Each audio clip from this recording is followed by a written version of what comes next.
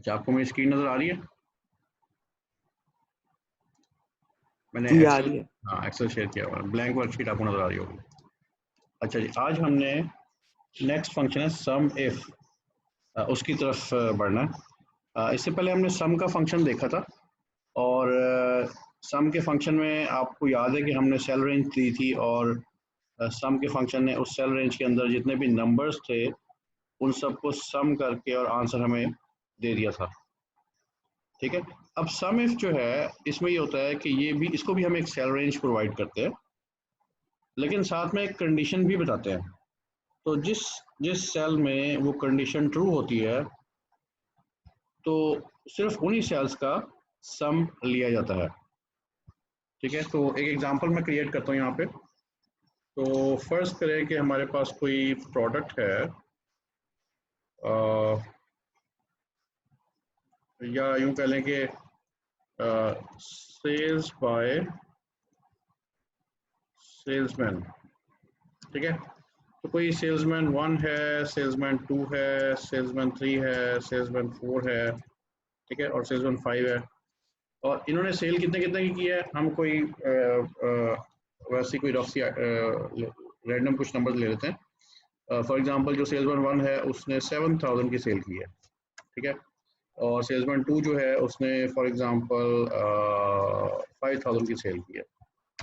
Salesman 3 जो है इसने 8,000 की सेल की है। सेल्समैन 4 ने जो है वो 4,000 की सेल की है, और सेल्समैन 5 ने जो है वो 2,000 की सेल की है। 20 हो गया।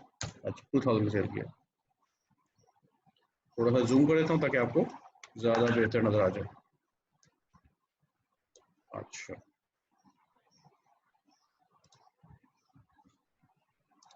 तो अब हम ये जानना चाह रहे हैं कि, और फर्स्ट करें कि वो लंबी सी लिस्ट है, हमने 12 थोड़े से नंबर दिए हैं, आप अज्यूम करें कि लंबी सी लिस्ट है ताकि हम फंक्शन का एडवांटेज ले सकें, खुद से ऑटोमेटिक कैलकुलेशन हो सके।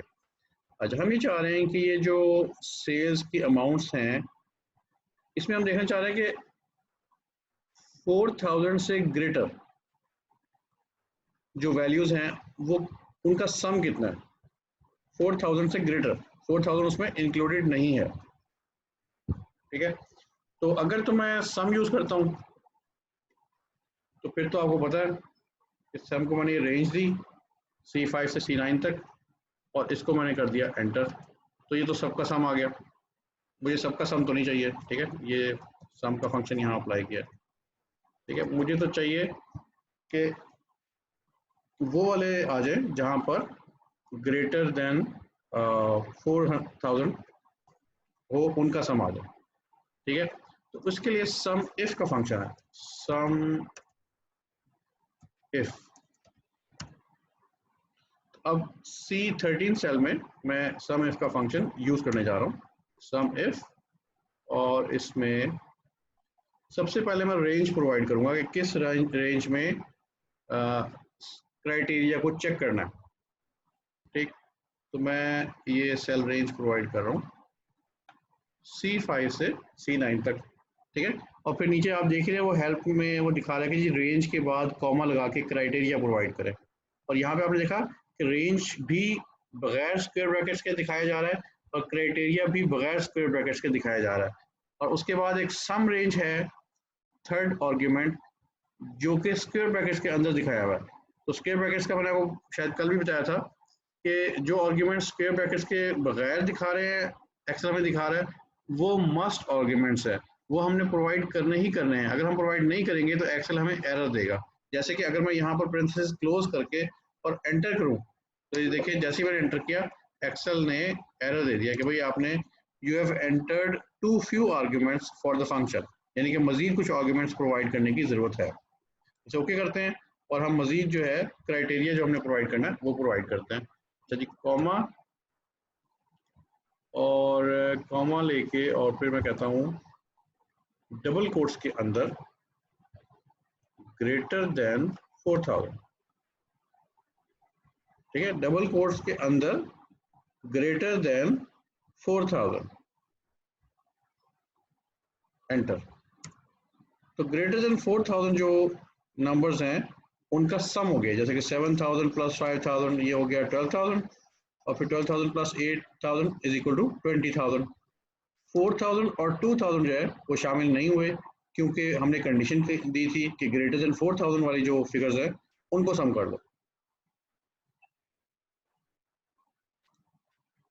अच्छा, तो अब अगर मैं फॉर एग्जांपल यहाँ पे जो 4,000 है इसको मैं कर लेता हूँ 5,000,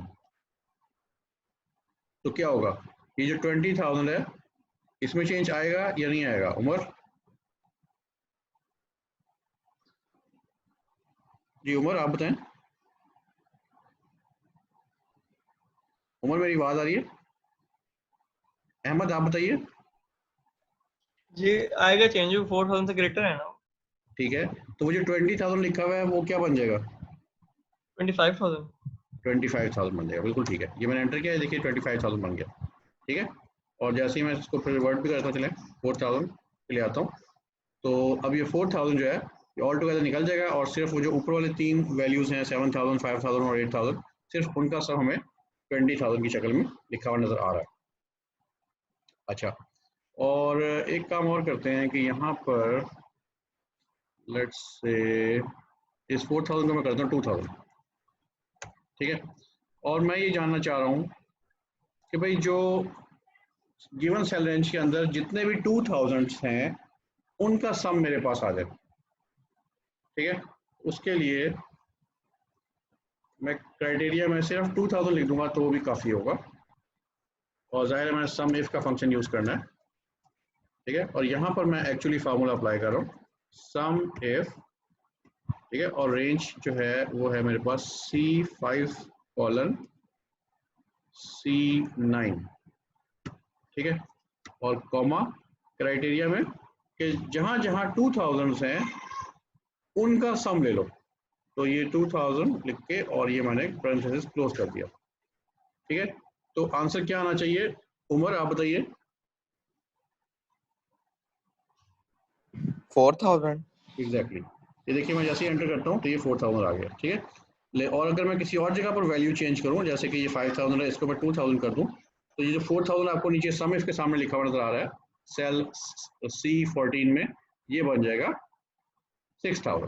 ठीक है, ये देखिए मैंने सेल C6 में 2,000 एंटर करने जा रहा हूँ, और अब मैंने एंटर कर दिया, तो सेल C14 में आप देख सकते हैं कि उसको एक और 2,000 मिल गया उस गिवन सेल रेंज के अंदर, तो वो भी आंसर में शामिल हो गया, तो अब वो 6,000 बन गया, क्योंकि 2,000 की 3 वैल्यूज वहां पर नजर आ रही है, तो तीन जगहों पे कंडीशन ट्रू हो रही है। ठीक है जी, कंट्रोल Z करके मैंने वापस 5,000 उसको कर दिया, ताकि हम आगे मजीद कुछ कैलकुलेशन कर सकें। अच्छा जी, इस 2,000 को भी चले हम ऐसा करते हैं कि 4,000 कर लेते हैं। ओके, अच्छा अब मैं ये चाहता हूँ कि एक और एग्जांपल लेते हैं कि जी 5,000 से लेसर जो वैल्यूज हैं उनका सम चाहिए मुझे। तो लेसर के लिए आपको पता ही है कौन सा एंगल ब्रैकेट यूज होती है, लेस देन 4,000, लेस देन 5,000। ठीक है, तो सम इफ का फंक्शन हम यूज करने जा रहे हैं, और एक्चुअली मैं यहाँ पे सम इफ का फंक्शन अप्लाई कर रहा हूँ, सम इफ, और रेंज वही सेम C5 से लेकर कॉलन C9 तक। ठीक है, और इसमें क्राइटेरिया मैं दे रहा हूँ, क्राइटेरिया इस मतलब मुझे, चूंकि मैंने एंगल ब्रैकेट यूज करनी है तो इसलिए जरूरी है कि मैं डबल कोट्स के अंदर क्राइटेरिया लिखूं, तो double quote start less than 5,000 और डबल कोट्स क्लोज, और इसके बाद फंक्शन का पैरेंथेसिस क्लोज। ठीक है, और फिर एंटर। तो ये देखिए कि लेस देन 5,000 हमें इस रेंज के अंदर जाहिर ये दो वैल्यूज है, 4,000 है और 2,000 है, तो उन दोनों का सम एक्सेल ने किया और 6,000 हमें आंसर प्रोवाइड कर दिया।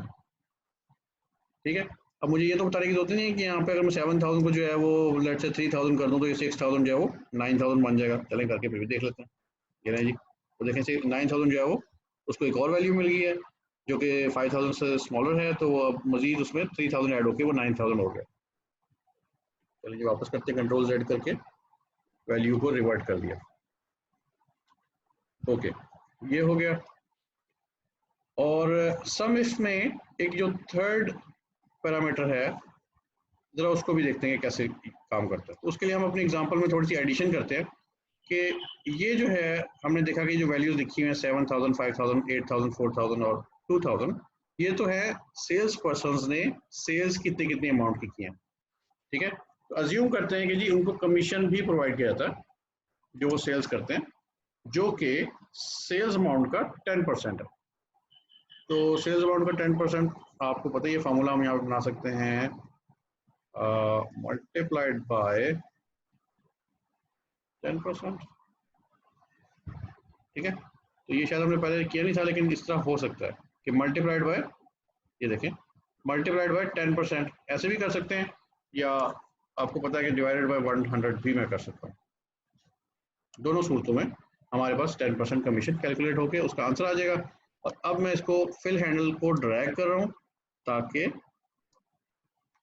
पूरे कॉलम के 10% कमीशन यहाँ पर लिखे हुए आ जाए। अच्छा, अब सम इफ का एक और हम यूज देखने जा रहे हैं। हम चाहते हैं कि जहां पर सेल्स 4000 से ज्यादा हैं, उनके कमीशंस, उनके जो कॉरेस्पॉन्डिंग कमीशंस हैं, उन कमीशंस को प्लस कर लिया जाए। तो चलिए यहाँ पर मैं सम इफ का फॉर्मूला लिखता हूँ। सम इफ C5 रेंज C9, ठीक है। तो C5 से C9 के अंदर सर्च करो कौन सी वैल्यूज जहां पर ग्रेटर देन 4000 हो, ठीक है। और जहां जहां मिल जाए उनके कमीशंस को प्लस करना है, उनके जो कॉरेस्पॉन्डिंग कमीशंस हैं उनको सम करके, और वो उनका वैल्यू, उनका आंसर हमें यहाँ पर इस सेल में चाहिए। तो थर्ड आर्ग्यूमेंट में मैं सेल रेंज प्रोवाइड करूंगा कि सम एक्चुअली कौन से नंबर्स को करना है। तो आपको पता है कि वो है D5 कॉलन D9, ठीक है। तो अब इस फॉर्मूले की वजह से क्या होगा, मैं पहले भी एक्सप्लेन कर चुका हूँ लेकिन मैं दोबारा बोल रहा हूँ कि मैंने इस फंक्शन में 3 आर्ग्यूमेंट्स पास किए हैं। आप देख सकते हैं कि यहाँ पर 2 कॉमर्स आपको नजर आ रहे हैं, जिसका मतलब ये है कि 3 आर्ग्यूमेंट्स इस फंक्शन को पास किए गए हैं। फर्स्ट आर्ग्यूमेंट में हमने बताया कि किस कॉलम में किस सेल रेंज के अंदर सर्च करना है। सेकंड आर्ग्यूमेंट में हमने बताया कि वो जो सर्च है वो किस क्राइटेरिया से उसको मैच करना है। और थर्ड आर्ग्यूमेंट में हमने बताया कि वैल्यूज पिक कहाँ से करनी है सम करने के लिए, ठीक है। तो ये फार्मूला ये बता रहा है कि C5 से C9 तक देखो, जहाँ जहाँ 4000 से बड़ी अमाउंट है वहाँ वहाँ की कॉरेस्पॉन्डिंग D5 से D9 तक के जो सेल में वैल्यूज है उनको पिक करो और उनको सम करके दे दो। तो अगर आपको इस बात की समझ में आ गई है तो आप मुझे बता सकते हैं कि इसका आंसर क्या होगा जब मैं एंटर करूंगा। जी उमर, आप बताइए।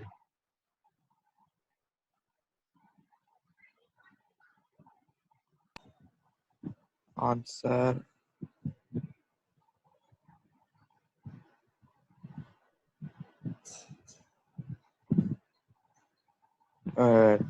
20,000 ना, तो वो 2000। बिल्कुल ठीक है। ये 2000 कैसे आएगा, कौन कौन से नंबर सम हो ये रहे एक क्या नाम है, C5 to C9 400 से वो 4000 से लेस, यहाँ पे जो है इसमें D5 to D, इसमें ये क्या नाम है, आप वो सिर्फ नंबर्स बोल दें जिनको सम करके 2000 आपने बताया।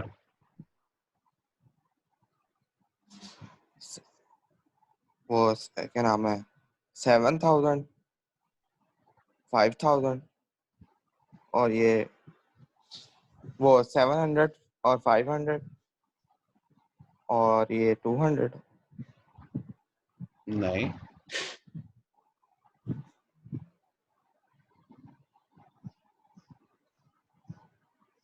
700 आपने ठीक बताया, 500 भी आपने सही बताया, लेकिन तीसरा नंबर आपने ठीक नहीं बताया। ये अहमद तीसरा नंबर कौन सा है? 800। जी एग्जैक्टली। तो ये 3 नंबर जो है ये प्लस होंगे और इनके प्लस होने पे 2000 आंसर आना चाहिए। ये लीजिए मैंने एंटर किया तो 2000 हमारे पास आंसर आ गया। ठीक हो गया। अच्छा,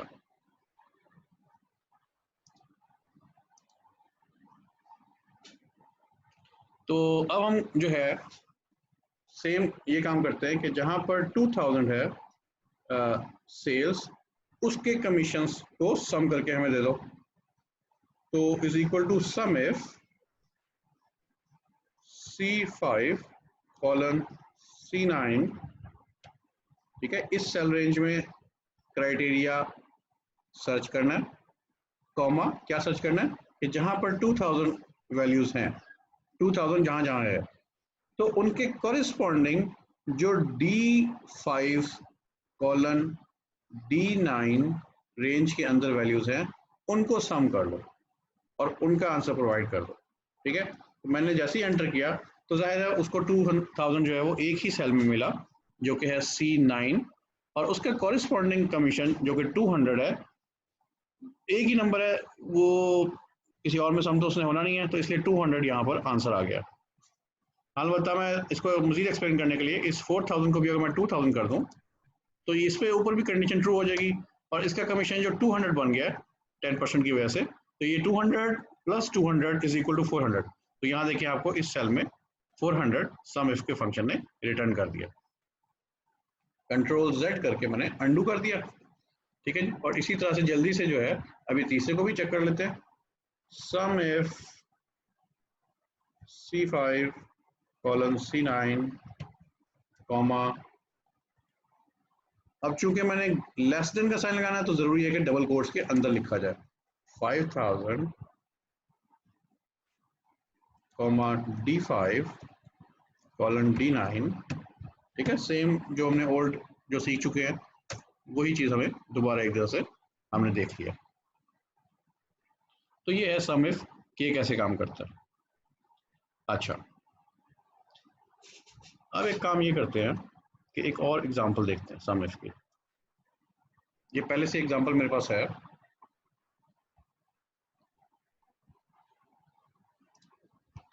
इस एग्जांपल में देखें हमारे पास कुछ डेटा है कि हमारे पास एक कैटेगरी है वेजिटेबल्स की और फ्रूट्स की। ठीक है, और वेजिटेबल में हमारे पास टमाटोज हैं जो कि सेल हुए हैं 200 रुपीज़ के। फिर इसी तरह से वेजिटेबल कैटेगरी में हमारे पास अनियंस हैं जो कि सेल हुए हैं 500 के। फ्रूट्स में ऑरेंजेस हैं जो कि सेल हुए हैं 800 के। और इसी तरह से बटर है जिसकी कैटेगरी मेंशन नहीं की गई डाटा में, फॉर एनी रीज़न वो डाटा नहीं था या बस नहीं है, एक्सेल में टाइप नहीं किया गया, गलती से हो गया या कुछ भी था। बहरहाल हमारी एग्जाम्पल का ये पार्ट है कि हमने इसको ब्लैंक रखा है कि इसकी कोई कैटेगरी नहीं है और आइटम है बटर और उसकी सेल हुई है 400 की। फिर इसी तरह से वेजिटेबल्स कैटेगरी में कैरेट्स हैं जो कि 300 की सेल हुई हैं और फ्रूट्स कैटेगरी में एप्पल्स हैं जो कि 100 के सेल हुए हैं। ठीक है, ये हमारे पास डाटा है। तो फॉर्मूला में हमें ये देखें, पहली रिक्वायरमेंट ये है कि sum of the sales of all foods in the fruits category. तो फ्रूट्स कैटेगरी में जितने भी फूड आइटम्स हैं उनका हमें सेल्स का सम चाहिए। ठीक है, तो हमें नजर आ रहा है कि कैटेगरी में जो है वो फ्रूट्स 2 हैं और ऑरेंजेस और एप्पल्स। ऑरेंजेस 800 के हैं और एप्पल्स जो है वो 100 के हैं। वैसे तो हमें पता है कि 900 इसका आंसर है, लेकिन फॉर्मूला की मदद से जो सम इफ का फंक्शन है उसकी मदद से इसको कैसे कैलकुलेट कर सकते हैं। तो इस सेल्स A25 में ये पहले से मैंने फॉर्मूला अप्लाई किया हुआ है, आप देख सकते हैं। मैं इसको डबल क्लिक करता हूँ तो सम इफ इसमें सबसे पहले A17 से A22 जो कि आप देख रहे हैं यहाँ पे ब्लू में हाईलाइटेड नजर आ रहा है कि ये इस रेंज के अंदर, इस सेल रेंज के अंदर सर्च करना है। क्राइटेरिया क्या है? फ्रूट्स। जहां जहां फ्रूट्स लिखा हुआ मिले उन सेल्स को पिक करना है और फिर कॉरेस्पॉन्डिंग कौन सी वैल्यूज पिक करनी है वो हमने पिक करनी है C17 से C22 तक। ठीक है, वो आप देख रहे हैं वो रेड हाईलाइट हुआ हुआ यहाँ पे कि वहां से कॉरेस्पॉन्डिंग नंबर्स पिक करने हैं। जहां जहां ए कॉलम्स में कंडीशन ट्रू हो उसके कॉरेस्पॉन्डिंग सी कॉलम से वैल्यूज पिक करनी है और उनको सम करके शो कर देना। ठीक है, फॉर्मूला समझ में आ गया आपको? ये अगर किसी को समझ नहीं आया तो अनम्यूट करके मेरे से पूछ सकता है। ले जी, यहाँ पे मैं एंटर कर रहा हूँ तो आंसर आ गया। ठीक है, एक दफा जरा दोबारा बताएगा फरहान? जी जरूर, मैं आपके सामने ये दोबारा लिखता हूँ ये फंक्शन। ठीक है, ये मैं फोर्थ में दोबारा लिख रहा हूँ, इज इक्वल टू। अच्छा, पहले तो रिक्वायरमेंट समझ लेना, हम चाहते क्या हैं? हम ये चाहते हैं कि फ्रूट कैटेगरीज जितनी भी हैं उनकी जितनी अमाउंट्स की सेल हुई हैं उनका सम हमारे पास आ जाए। हम देखना चाहते हैं कितनी अमाउंट के फ्रूट सेल हुए हैं। ठीक है, ये रिक्वायरमेंट समझ में आ गई है? हाँ जी, ठीक हो गया। अच्छा, तो इक्वल टू सम इफ, ज़ाहिर कंडीशन है ना, हमने ढूंढना है कि भाई फ्रूट कहाँ कहाँ पे है। तो फिर हम इसको बताएंगे सबसे पहले रेंज, जहाँ पर क्राइटेरिया सर्च होना है। तो ये देखें, ये मैंने रेंज को पिक करके दे दिया कि A17 से A22 तक सर्च करो। क्या सर्च करो? कॉमा लगा के सेकंड आर्गुमेंट प्रोवाइड कर रहा हूँ क्राइटेरिया का। अब मैं डबल कोट्स में प्रोवाइड कर रहा हूँ और डबल कोट्स में मैं लिख रहा हूँ फ्रूट, FRUITS। ठीक है, और डबल कोट्स क्लोज्ड, क्योंकि ये टेक्स्ट है, डबल कोट्स में आना जरूरी है। ठीक है, तो A17 से A22 तक फ्रूट्स को सर्च किया जाएगा और सम किसको करना है?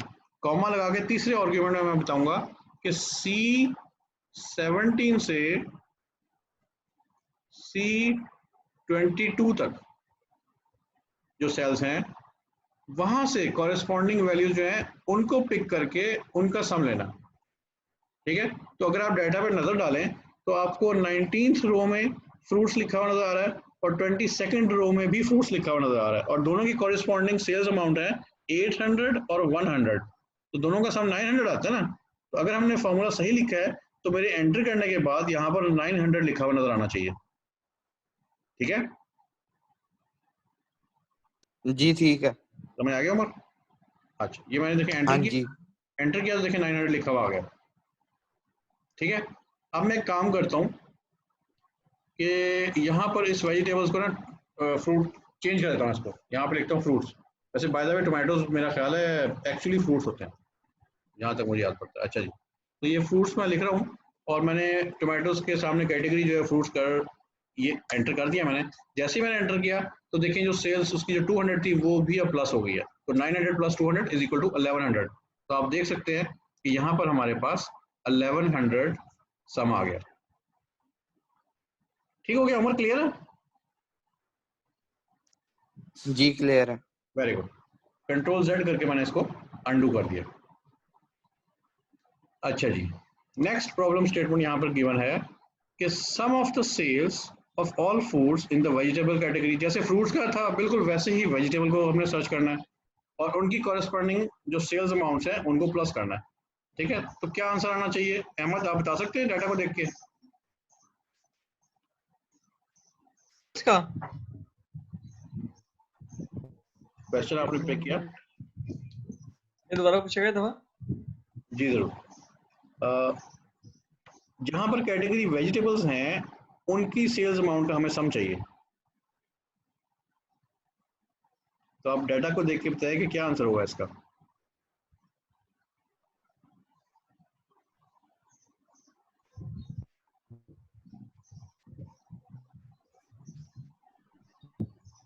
वन 1000 अगर टमाटर्स को हम वेजिटेबल देंगे तो। हाँ बिल्कुल सही है। कौन कौन से नंबर्स को आपने प्लस किया है? मैंने टमाटोज, अनियंस और कैरेट्स। ठीक है, तो देखिए यहाँ पे एक कॉलम में मैंने इसके साथ वाला जो सेल है उसमें ये फॉर्मूला पहले से अप्लाई किया हुआ है।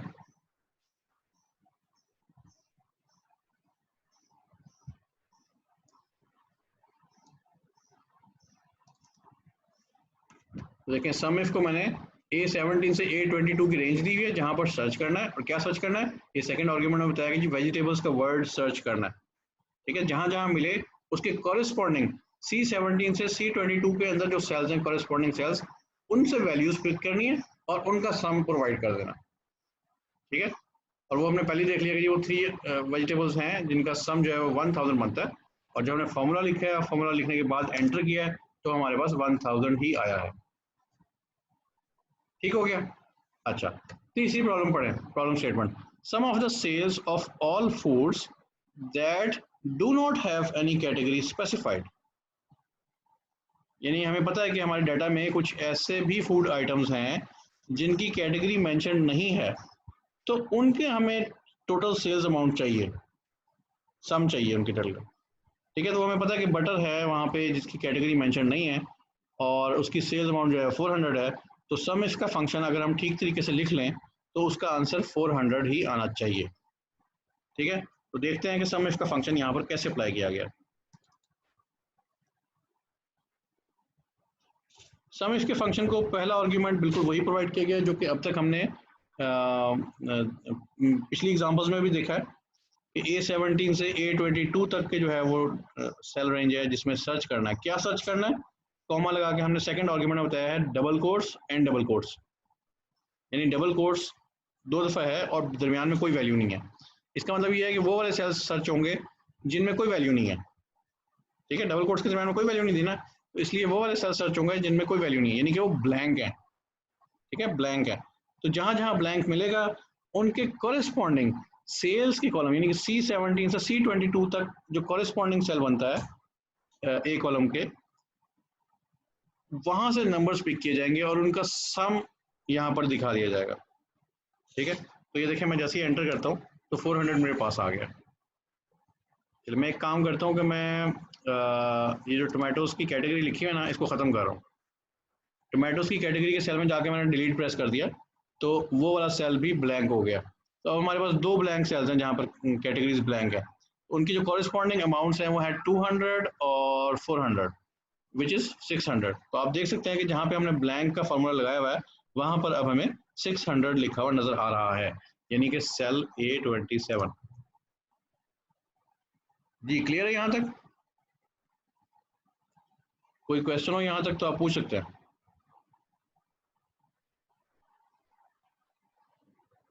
अच्छा जी, इसका मतलब क्लियर है। कंट्रोल Z करके मैंने अंडू कर दिया। अच्छा जी, तो ये था कि सम और सम इफ फंक्शंस कैसे इस्तेमाल होते हैं, दोनों में डिफरेंस क्या है। ठीक है, तो अब अगले फंक्शंस की तरफ बढ़ने से पहले मैं आपको एक्सेल में जो एरर कोड्स होते हैं वो थोड़ा सा एक्सप्लेन करना चाह रहा हूँ, क्योंकि अगले फंक्शंस जो मैंने एक्सप्लेन करने हैं उसमें एरर कोड्स की बात की गई है। तो इसलिए पहले मैं आपको कुछ एरर कोड्स के बारे में बताता हूँ कि एरर कोड्स होते क्या हैं। एरर कोड्स होते हैं, फॉर एग्जांपल आप कोई आप कहते हैं जी कि जो यहाँ कमीशन है और उसको ई कॉलम में जो वैल्यूज हैं, लेट्स से ये 7 है और ये 4 है, 0 है और यहाँ पे लेट्स से 10 है और यहाँ पर है हमारे पास नेक्स्ट में 20 है। अच्छा, मैं ये चाहता हूँ कि जो कमीशन वाले कॉलम में वैल्यूज हैं वो उसके साथ जो ई डिवाइडेड बाय, ठीक है, वो ये ई कॉलम की जो कॉरेस्पॉन्डिंग वैल्यूज हैं उनसे डिवाइड हो जाए। ठीक है, तो फंक्शन क्या बनेगा, is equal to this divided by this. ठीक है जी, ये फॉर्मूला की समझ में आ गई है। D5 डिवाइडेड बाय E5 और दोनों सेल्स हाईलाइटेड भी हमें नजर आ रहे हैं। ठीक है, मैंने जैसे ही एंटर किया तो 700 divided by 7 is equal to 100। ठीक है, आ गया आंसर। अब मैं ये कर रहा हूँ कि यहाँ से फिल हैंडल को पकड़ के ड्रैग कर रहा हूँ, तो ये देखिए मैंने ड्रैग किया है और 500 4 से डिवाइड हुआ तो 125 आंसर आ गया। 800 जब 0 से डिवाइड हुआ तो हमें पता है कि 0 से जब डिवीजन करते हैं तो इन्फिनिटी आंसर आता है, तो इसलिए एक्सेल ने हमें एरर दे दिया। ये जो आप एफ कॉलम में यहाँ लिखा हुआ देख रहे हैं ना, div divided by 0 exclamation sign hashtag के शुरू में। ठीक है, तो ये हमें एक्सेल ने बताया जी एरर है डिवीजन बाय 0 का। तो असल में ये जो मैंने अभी एग्जांपल आपको दिखाई है मैं आपको ये एरर दिखाना चाह रहा था। इससे नीचे अगर आप देखें तो वो नॉर्मल है, वो 400 से 10 से डिवाइड किया 40 आ गया, 200 को 20 से डिवाइड किया 10 आ गया। ठीक है, तो असल जो पॉइंट था जो इसमें नोट करना था वो था कि जब आप 0 से डिवाइड करते हैं एक्सेल में, वो आप चाहे लिख के करें, जैसे कि मैं यहाँ पे F2 सेल में कर रहा हूँ is equal to 100 divided by 0। और जैसे मैं एंटर करता हूँ इस तरह से भी ये डिवीजन 0 का एरर आता है। और अगर आपने कोई फॉर्मूला लिखा है जिसमें आपने सेल रेफरेंसेस यूज़ किए हैं और उसमें जो है वो 0 था, तो उसमें भी इसी तरह से डिवीजन बाय 0 का एरर आता है। तो ये था एक एरर की हमने एक टाइप देखी है। अच्छा, इसके अलावा यहाँ देखिए मैं एक और काम कर रहा हूँ कि इक्वल टू, और उसके बाद मैंने कोई फंक्शन नेम लिख रहा हूँ ABCDEF। ठीक है, कोई भी मैंने रैंडम सा कोई टेक्स्ट लिखा है और ये मैं एंटर करूंगा। अब हमें पता है कि ये कोई वैलिड नेम नहीं है किसी फंक्शन का। ABCD नाम का कोई फंक्शन एक्सेल में एग्जिस्ट नहीं करता। तो अब अगर मैं इसको एंटर कर दूं तो देखें एक्सेल ने एरर दिया है नेम के नाम से, जो कि हमें बता रहा है कि जी आपने कोई ऐसा फंक्शन नेम यूज किया है जो कि इनवैलिड है, आपने उसके स्पेलिंग ठीक नहीं लिखे, दोबारा चेक करें। तो ये नेम का एरर आ गया। ठीक हो गया। अच्छा, और इसी तरह से एक होता है एरर, एक सेकेंड, ये वो होता है, हाँ, वैल्यू का, कहाँ थे हम, इधर। इसी तरह से अगर मैं सम का फंक्शन यूज कर रहा हूँ, अब आपको पता है कि सम के फंक्शन को या तो हमने नंबर्स प्रोवाइड करने हैं या हमने सेल रेफरेंसेस प्रोवाइड करने हैं जहां पर नंबर्स हैं। तो सम का फंक्शन जो है वो उनका सम करके देगा। लेकिन अगर मैं कोई इनवैलिड इसको आर्ग्यूमेंट पास करता हूं, जैसे कि XYZ, ठीक है, और इसको मैंने पेरेंथेसिस क्लोज किया, तो अभी आप देख रहे हैं कि सम का फंक्शन का नेम तो हमने सही लिखा है, लेकिन जो हम उसको आर्ग्यूमेंट पास कर रहे हैं, जो आर्ग्यूमेंट प्रोवाइड कर रहे हैं, वो इनवैलिड है। सम का फंक्शन तो कहता है न्यूमेरिक मुझे इनपुट प्रोवाइड करो, न्यूमेरिक आर्ग्यूमेंट्स प्रोवाइड करो। ठीक है, हमने एक टेक्स्ट आर्ग्यूमेंट पास कर दिया इसको डबल कोट्स के अंदर लिख के। टेक्स्ट जो होता है वो हमेशा डबल कोट्स में लिखा जाता है, तो मैंने डबल कोट्स के अंदर एक टेक्स्ट टाइप का आर्ग्यूमेंट पास कर रहा हूँ, एंटर करता हूँ, देखें तो हमारे पास हैशटैग वैल्यू का एरर आ गया, जो कि हमें ये बता रहा है कि फंक्शन को जो आर्ग्यूमेंट्स पास किए गए हैं वो इनवैलिड है, उसमें जो वैल्यू पास की गई है वो जो एक्सपेक्टेड वैल्यू थी वो नहीं है, अनएक्सपेक्टेड आ गया।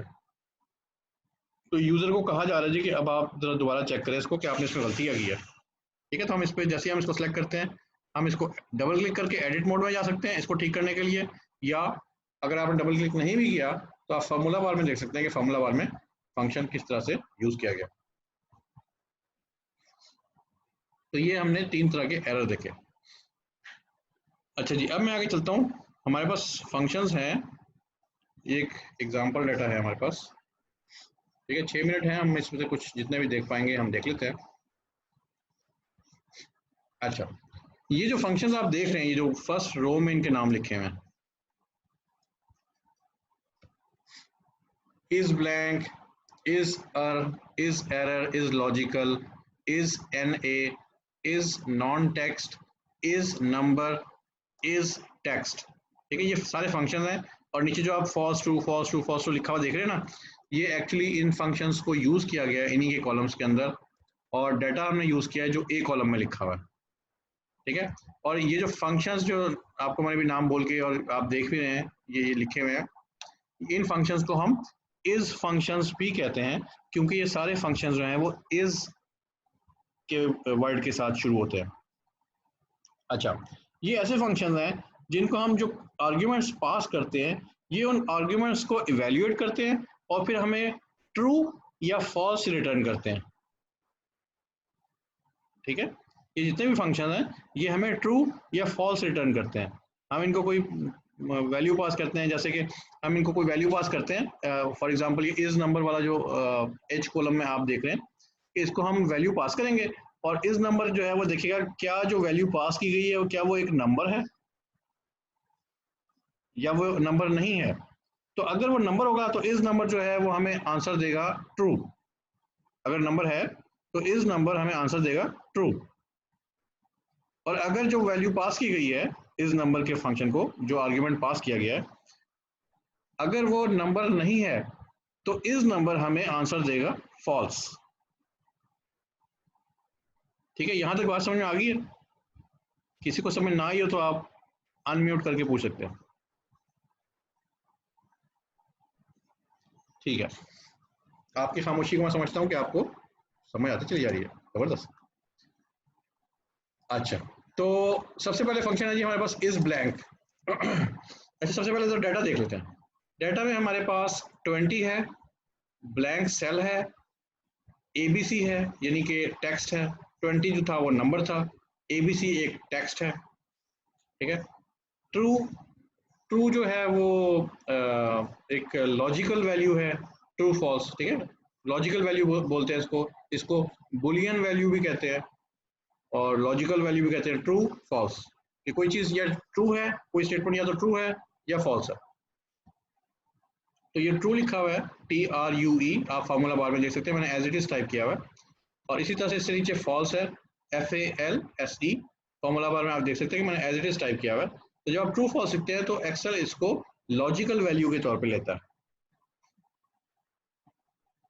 अच्छा, फिर नीचे मैंने एक फंक्शन यूज किया, आप फार्मूला बार में देख सकते हैं, रैंक के नाम का एक फंक्शन है, ठीक है। और उसको कोई आर्ग्यूमेंट्स पास किए हैं।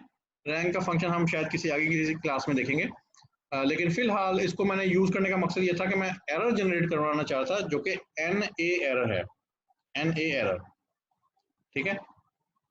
तो NA एरर जो होता है ये उस वक्त आता है जब आपने फंक्शन का नाम भी ठीक लिखा है और आपने फंक्शन को आर्ग्यूमेंट्स भी जो पास किए हैं वो भी ठीक पास किए हैं, लेकिन जो आर्ग्यूमेंट्स पास किए हैं उसकी बेस पे फंक्शन कोई वैल्यू रिटर्न नहीं कर पा रहा किसी वजह से, ठीक है। कि फंक्शन ने जो प्रोसेसिंग करनी थी, उसको जो इनपुट चाहिए थी, वो उस सेल रेंज के अंदर जो उसको प्रोवाइड की गई है वो उसको वहां पे वो डाटा नहीं मिल रहा उस तरह का, ठीक।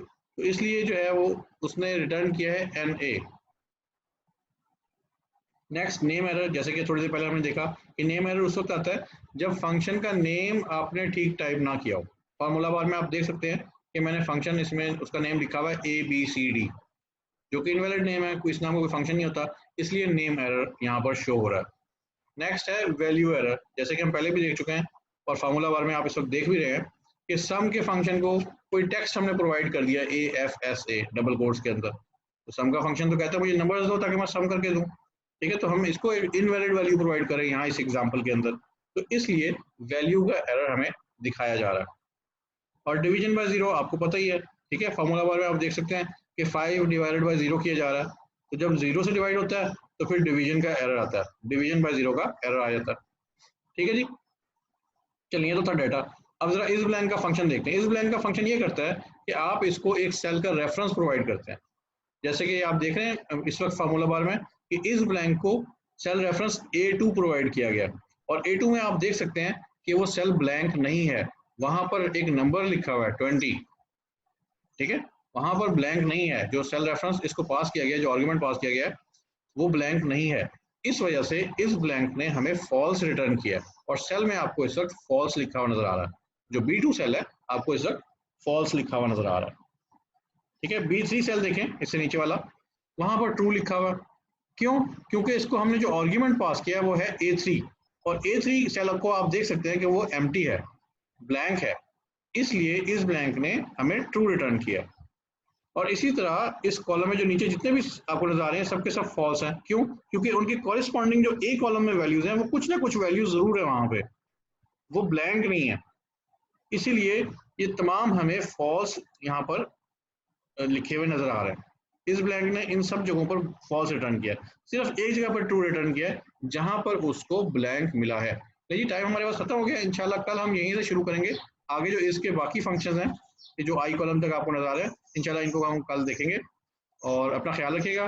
कोई क्वेश्चन हो तो मुझे आप ग्रुप पे भेज सकते हैं या पर्सनल मैसेज कर सकते हैं। बहुत शुक्रिया, अल्लाह हाफिज।